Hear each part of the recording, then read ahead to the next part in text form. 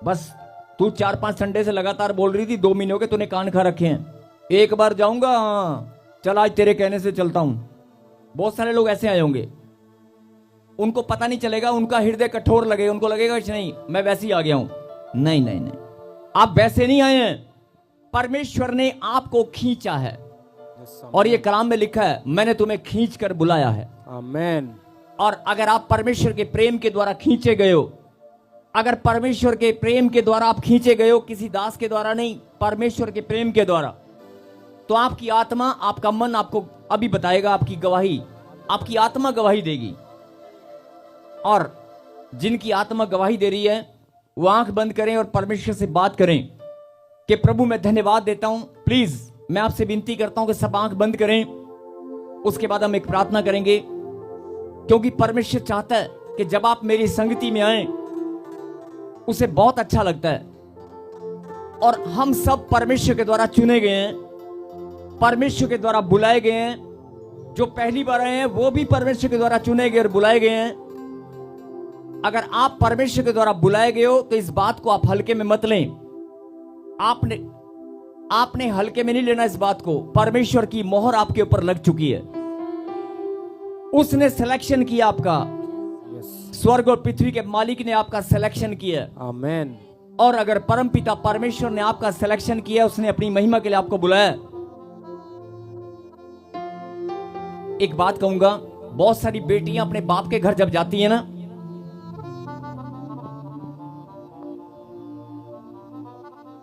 आपके घर पे कोई गेस्ट आता है या आप किसी के घर जाते हो, ध्यान से सुनना, जब आप किसी के घर जाते हो तो आप खाली हाथ जाते हो। जैसे ही घर उसके घर के नजदीक पहुंचोगे तो आपको केले की रेडी याद आएगी, आएगी नहीं आएगी? अरे यार फ्रूट तो लिया नहीं। छोटे छोटे बच्चे उनके घर पे कोई फ्रूट ले लेते हैं, सेब केले ले लेते हैं, आम ले लेते हैं। केले की रेडी सबसे पहले इंसान ढूंढता है जब रिश्तेदारी में जाता है। या मिठाई का डब्बा, जब किसी के बर्थडे पे जाते हो या शादी में जाते हो तो आप शगन लेके जाते हो कि नहीं? और जब कोई व्यक्ति आपके घर आता है, बड़ी गहरी बात है, ध्यान से सुने, जब कोई व्यक्ति आपके घर आता है, आप उसके घर पर अगर भेंट लेकर गए थे, मिठाई का डब्बा लेकर गए थे, तो वो खाली हाथ आएगा? आप अगर किसी के घर पे जाएंगे तो खाली हाथ जाएंगे? अगर वो आपके घर पे मिठाई का डब्बा लेकर आया था तो आप खाली हाथ जाएंगे?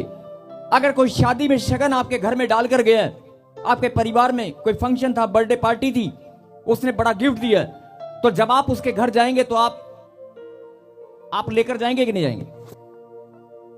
अब ध्यान से सुनना, ये आपका क्या स्वभाव है, ये क्या है, ये नेचर है, ये स्वभाव है आपका।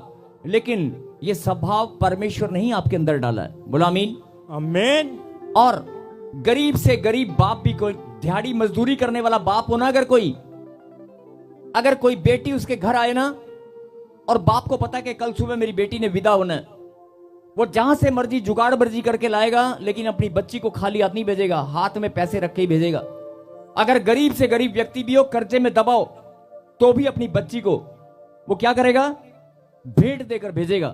तो परमेश्वर आपको क्या समझाना चाहते हैं? तुम इंसान होकर एक दूसरे के साथ लेन देन करना जानते हो, एक दूसरे का पलटा देना जानते हो, एक दूसरे के साथ व्यवहार बर्ताव बरतना जानते हो। कहते बरतना, एक दूसरे नाल बरतना भी।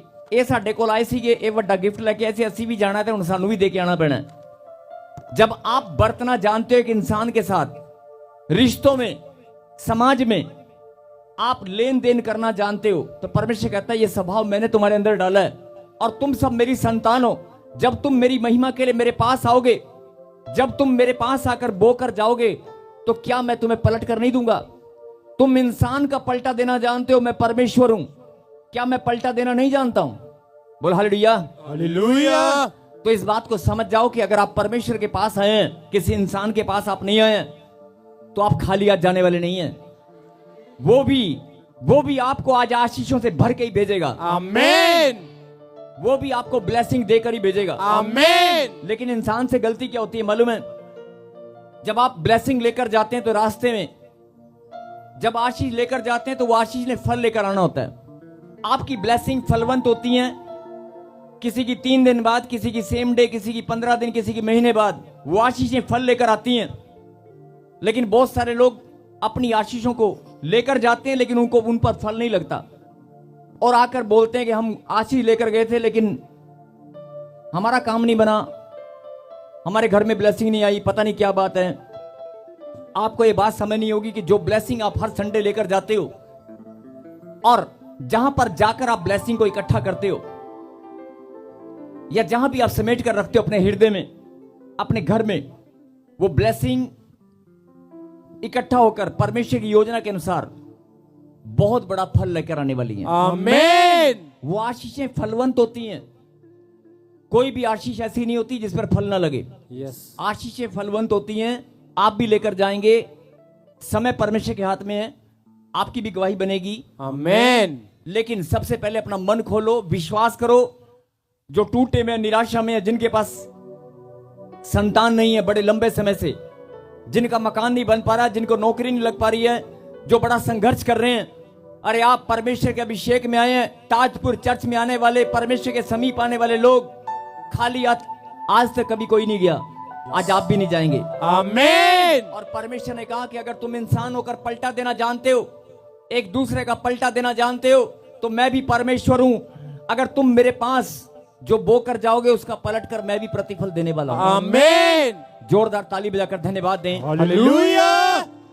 और सर्वशक्तिमान परमपिता परमेश्वर, जो बच्चे आपके पास आए हैं, जो इस समय प्रभु जी आपकी संगति में, आपकी हजूरी में यहां पर मौजूद हैं, और जो ऑनलाइन जुड़े हुए हैं, मेरे पिता, आज जो शराब इनका पीछा करते हैं, जो बद्दुआएं इनका पीछा करती हैं, जिसका बहाना लेकर शैतान ने इनकी ब्लेसिंग को बांध रखा है, रोक रखा है, बड़े लंबे समय से जो बीमार है, चंगे नहीं हो पाए, मेरे पिता मैं प्रार्थना करता हूं कि आज इनका विश्वास, इनकी आशा बड़ा फल लेकर आए। आमीन। आज हर एक जन मेरे पिता आपकी महिमा करते हुए, नाचते हुए, झूमते हुए, जब ये यहां से जाएं तो नाचते हुए, झूमते हुए जाएं। आमीन। और जब ये लौट कर आए तो बड़ी बड़ी गवाहियों के साथ आए। आमीन।